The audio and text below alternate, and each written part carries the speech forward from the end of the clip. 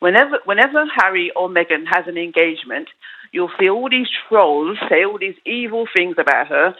Then the Daily Mail takes that, makes it into a story. Then you get Piers Morgan making it into a story. Then you get your program, Loose Women, the Australian TV networks. Then it's all gone worldwide. It's ridiculous. I love Meghan. I think she's great. I don't understand this. I think that there's a comparison. Why are you always debating it, though? Well, because it's going on. Because there's a reason. The reason to debate it, surely, is to work out where it's coming from.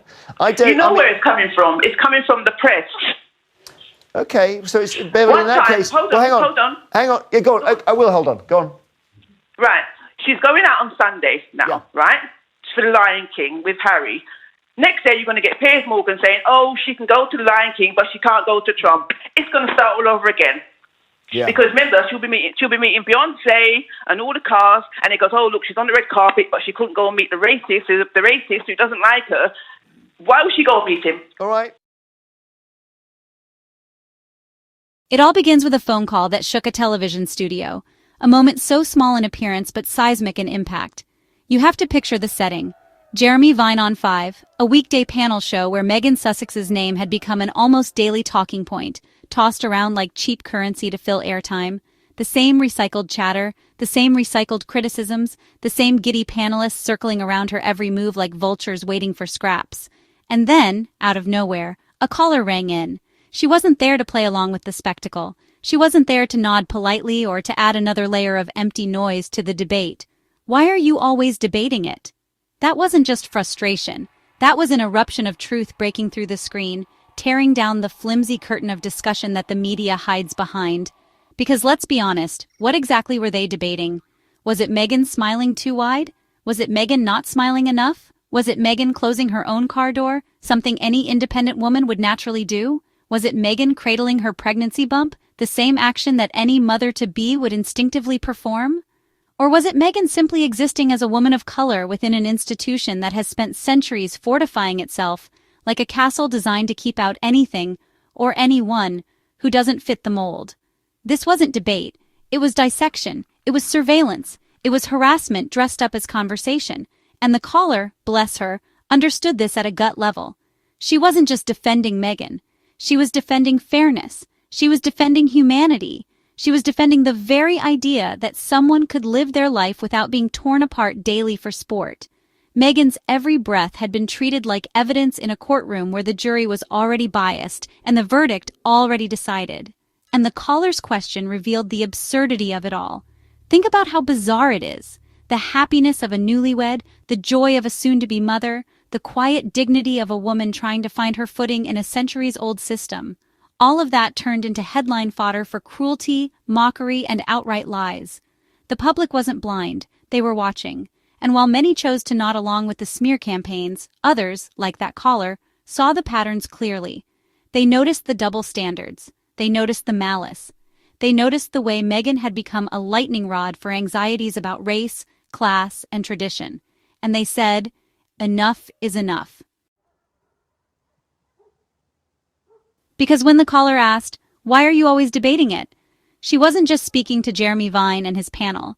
She was indicting the entire British press, the entire machine that thrives on creating targets and never knows when to stop chewing.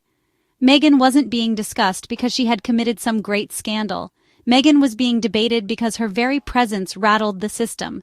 A biracial American woman with her own career, her own voice, and her own mind stepping into the royal fold. For a press corps that thrives on conformity and control, that was too much. And the cruelty was never subtle. It was always coated in that thin layer of hypocrisy. When Kate Middleton wore a dress, the headlines called her elegant, glowing, regal. When Meghan wore the same color or cut, she was accused of attention-seeking or breaking protocol. Kate eating avocados? A wholesome story about health and wellness. Meghan eating avocados? Suddenly it was linked to human rights abuses and environmental destruction. The same act, two women, two narratives. Journalism? No. That was weaponized storytelling, targeted harassment with a royal bow stuck on top to make it look respectable. The caller knew it. Viewers at home knew it. Millions on social media knew it. But inside those TV studios, the show went on, day after day, treating Meghan like an endless piñata, a human punching bag dressed up as a topic of conversation. And that's why the caller's words landed like thunder. She broke the script. She refused to play along with the circus. She demanded that Meghan be left alone. And the silence that followed said it all, because deep down, even the panel knew she was right. Here's the truth. Meghan was never afforded the luxury of neutrality. She was forced into the role of scapegoat before she could even settle into her new life. And as her popularity soared, especially in the United States, the British press tightened its claws. Because the more Meghan shone, the more she threatened the fragile hierarchy that relied on William and Kate being the untouchable golden couple. Meghan's warmth and relatability highlighted the stiffness of the monarchy. Her compassion exposed the emptiness of royal photo ops. Her authenticity threatened the mystique that the institution relies on. And so the press did what it always does. It tried to cut her down before she could fly too high. But here's where the caller gave the world a gift. She reminded us that ordinary people weren't buying it. They saw the smear campaign for what it was.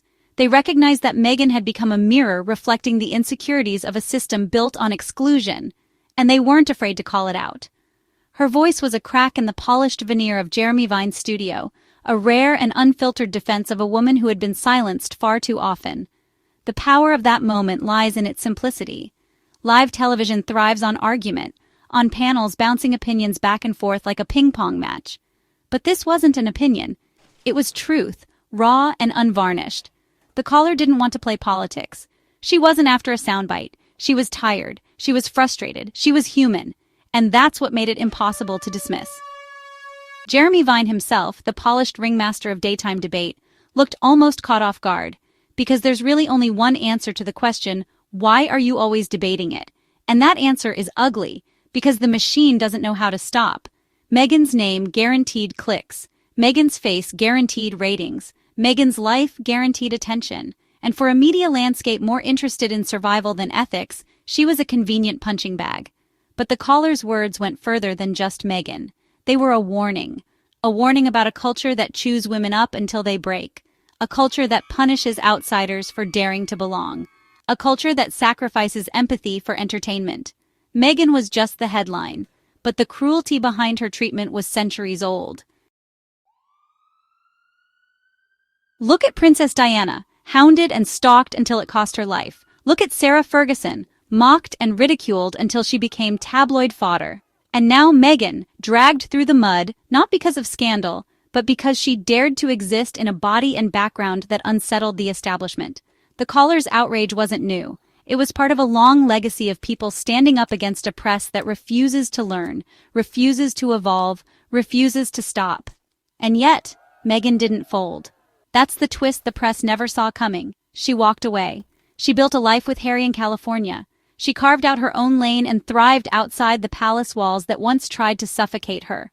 Every Netflix project, every philanthropic effort, every brand she launches now, these are not just business moves.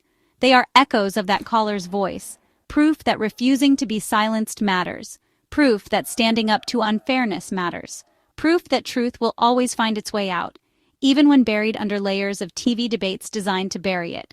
So let's circle back to that question. Why are you always debating it? The answer is painfully simple. Because the press doesn't want Meghan Sussex to win. They don't want her celebrated.